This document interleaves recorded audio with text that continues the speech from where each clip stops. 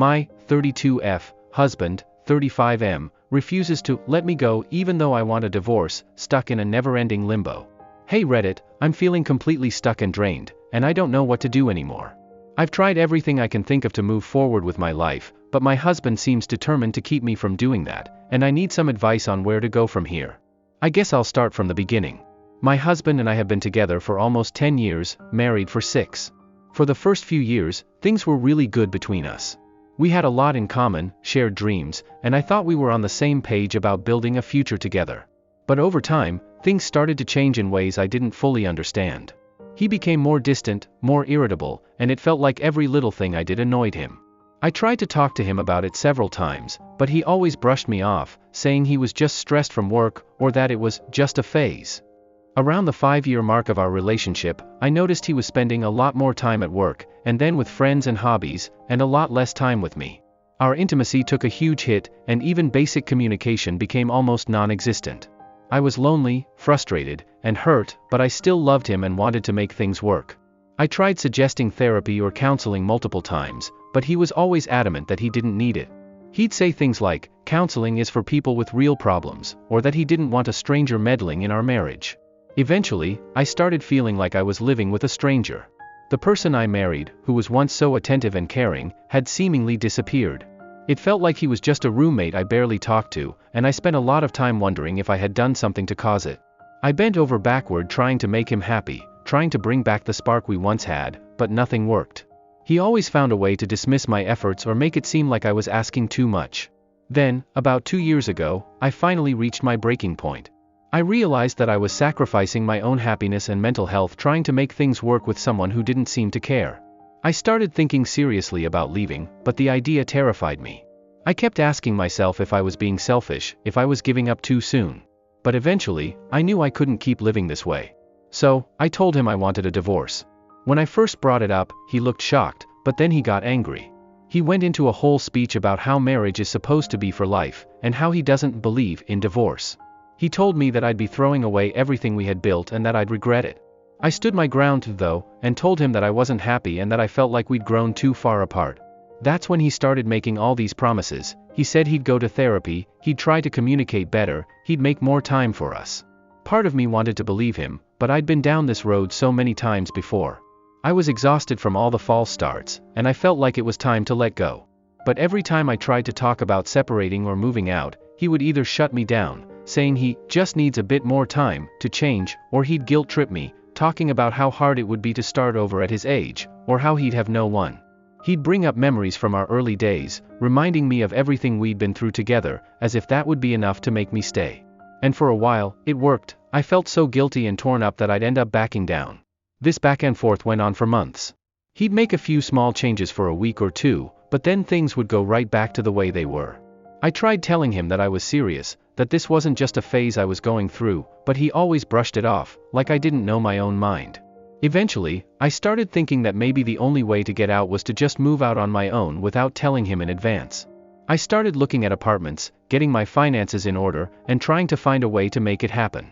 But as soon as he caught wind of what I was doing, he switched tactics. He started being extra sweet, attentive, and suddenly all the things he'd been neglecting, like spending time with me, listening to my concerns, were magically important to him again. He'd bring home flowers, surprise me with my favorite food, and talk about how much he wanted to make things work. This made me feel like I was going crazy. I was so close to leaving, but then he'd make me doubt everything by showing these flashes of who he used to be. I would start thinking, what if he really is going to change this time? It was an emotional roller coaster that left me feeling even more trapped. After months of emotional ups and downs, I finally decided I couldn't wait for him to change anymore. I told him again that I wanted a divorce and that I was done trying to work things out. That's when he took things up a notch.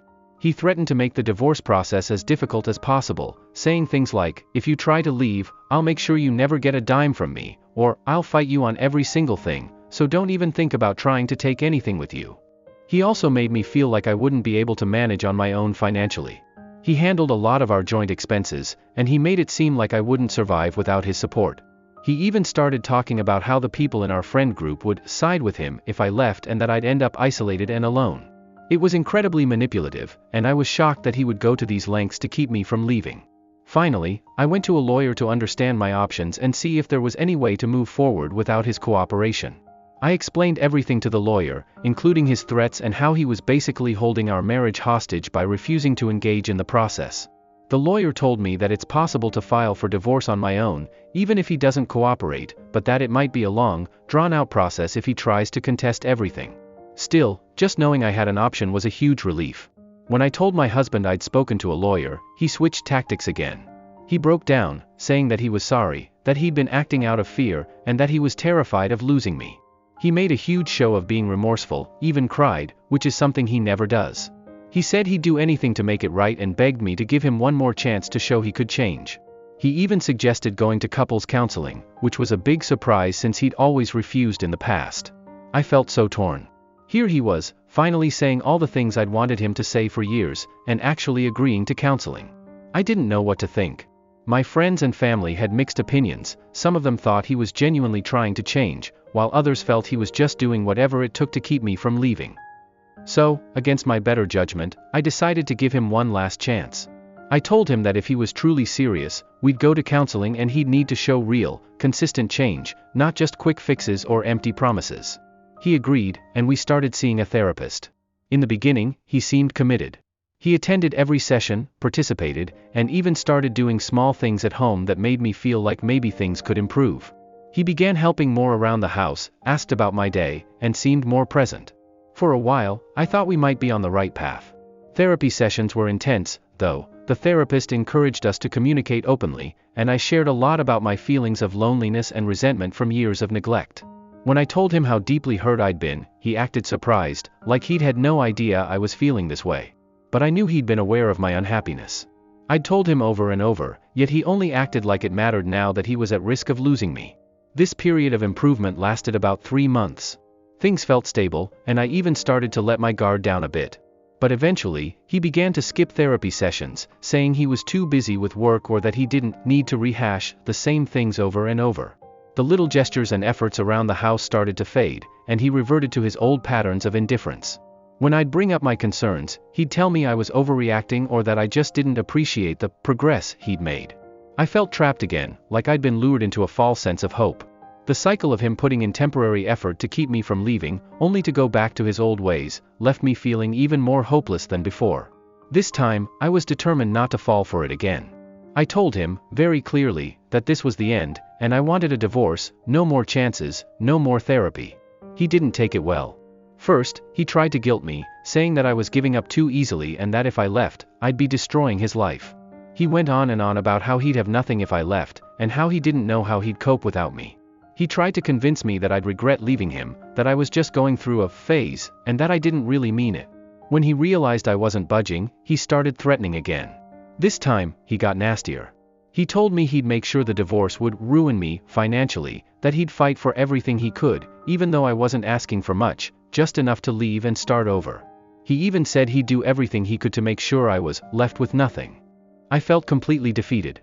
I wanted out so badly, but every time I tried to take a step forward, he found a way to pull me back in with threats, guilt, or fake promises. I went back to my lawyer and explained everything that was happening, including the manipulation and intimidation tactics. The lawyer was supportive and explained that I had every right to leave and that, while it might be tough, I could file on my own and move forward without him agreeing to anything. Hearing that gave me a bit of hope again, even though I knew the road would be difficult. So, I started the paperwork. When my husband was served, he lost it. He blew up at me, saying I'd betrayed him, that I was ungrateful, and that after everything he'd done, I was throwing it all away.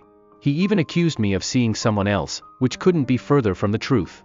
I was exhausted, drained from fighting to get out of this relationship, and now he was attacking my character. He tried everything to slow down the process, contesting every little thing and dragging out even the smallest decisions.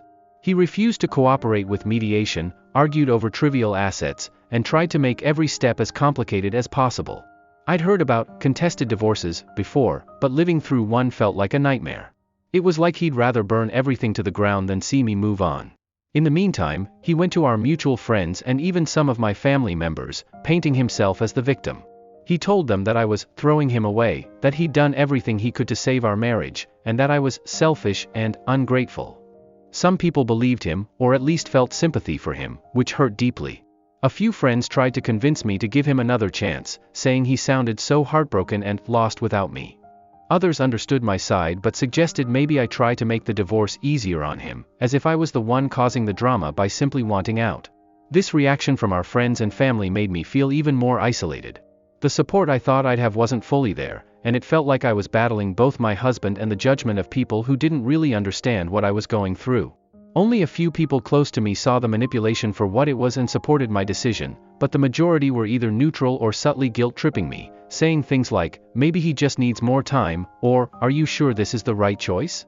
After months of back and forth and feeling emotionally battered, I started doubting myself. I'd been so determined to leave. But the constant pushback from him, the relentless guilt-tripping from mutual friends, and even the skepticism from some of my own family began to wear me down. I started questioning if I really had the strength to go through with this, or if maybe, just maybe, I was overreacting as he kept insisting. One night, in a moment of sheer exhaustion, I sat down with one of my closest friends, someone who had seen the highs and lows of my marriage and knew me better than almost anyone. I poured my heart out, explaining all the manipulation, the guilt, the threats, and how utterly drained I felt from the constant cycle of false hope and broken promises. I admitted I was even starting to feel like maybe I was the one at fault for wanting to end things. My friend listened patiently, without interrupting, and then finally said, "You're not crazy. You're not overreacting. You're finally seeing things clearly. You've tried to make this work, over and over, and he hasn't. You deserve to be happy, and you deserve to be free from this." Hearing those words, said so clearly and confidently, was like a lifeline. It was the reminder I needed to trust my own judgment and stop doubting myself. With renewed determination, I pressed forward with the divorce process, refusing to back down or give in to his manipulation. Each time he contested something or threw another roadblock in my way, I reminded myself of that conversation and the years of silent suffering I'd endured. I was tired of sacrificing my peace for someone who clearly only cared about control, not my happiness. Over time, his tactics began to escalate. When the emotional manipulation didn't work, he started pulling stunts that bordered on harassment. He would call me constantly, leaving long voicemails alternating between pleading for forgiveness and blaming me for ruining his life. He'd show up at places he knew I frequented, like the grocery store or the coffee shop down the street, pretending it was a coincidence but obviously hoping to corner me into talking. One time, he even showed up at my work, claiming he just wanted to talk, causing a scene that left me humiliated and embarrassed in front of my coworkers. After that incident, I decided enough was enough. I filed for a restraining order, documenting all the times he had shown up uninvited or called excessively, and included any evidence of his threats to make my life hell if I went through with the divorce. It was a heartbreaking decision, but I knew that his actions weren't coming from a place of love, they were coming from a place of control and desperation to keep me tethered to him, even if I was miserable. My lawyer was supportive through all of this, helping me navigate the process and reassuring me that it was within my rights to seek protection if I felt unsafe. The restraining order was granted, and while it didn't completely solve my problems, it at least gave me some breathing room and a bit of peace of mind. As the divorce proceedings continued, he seemed to grow more desperate. Mutual friends who initially sympathized with him began to distance themselves, realizing the extent of his behavior. A few even reached out to apologize for not understanding sooner, admitting they had underestimated just how manipulative he could be. I appreciated their honesty, though it was hard to forget the lack of support when I'd needed it most. Then, as things were finally starting to settle, he pulled one last card that I hadn't anticipated. He went after my finances. During our marriage, I had contributed a lot more than he had toward our household expenses, vacations, and even some of his personal debts. I hadn't kept track of it all meticulously because I'd assumed we were a team and didn't want to be petty. But now, he was claiming he was entitled to half of everything I owned, including assets and savings I'd built long before we even met. The financial battle that ensued was grueling. He refused to negotiate fairly, dragging out the process even longer, making baseless claims about things he deserved, and bringing up debts that were solely his but trying to pin them on me. I couldn't believe he would go this far, that someone I'd once loved could stoop so low just to punish me for wanting a life without him. The betrayal stung, but I stayed focused on the end goal. By this point, nearly a year had passed since I first asked for the divorce, and I was exhausted in every possible way, mentally, emotionally, financially. But despite everything, I held on to the small glimpses of freedom and happiness I could see on the other side of this ordeal. Friends who had once doubted me became some of my biggest supporters, and my family rallied around me in a way they hadn't before, realizing just how toxic the situation truly was. I also started seeing a therapist to help process the pain, betrayal, and anger I felt. Therapy became a safe space where I could unpack the years of manipulation and gaslighting, understanding how I had ended up so entangled in a one-sided, controlling relationship. Slowly, I began to rebuild my self-worth and confidence, recognizing that I deserved to be with someone who valued me as an equal, not someone who saw me as something to control or manipulate. Finally, after months of legal battles and emotional turmoil, the divorce was finalized. I can't even describe the relief I felt when I held those papers in my hands, knowing I was truly free. It felt like a weight I'd been carrying for years had finally lifted. I took a deep breath and, for the first time in a long time, allowed myself to think about the future, my future, on my own terms. The process had drained me, but it also taught me so much about resilience, self-respect, and the importance of setting boundaries. I walked away from the marriage with a stronger sense of who I am and what I deserve. It's been a journey, but now I'm focused on healing, reconnecting with friends, and rediscovering the parts of myself that had been buried for so long. Looking back, I realized that ending the marriage was one of the hardest but most necessary decisions I've ever made. I'm proud of myself for not giving up, for fighting for my own happiness, even when it felt like the whole world was against me. Now, I'm finally free to start over, and I'm ready to build a life where I can truly be myself.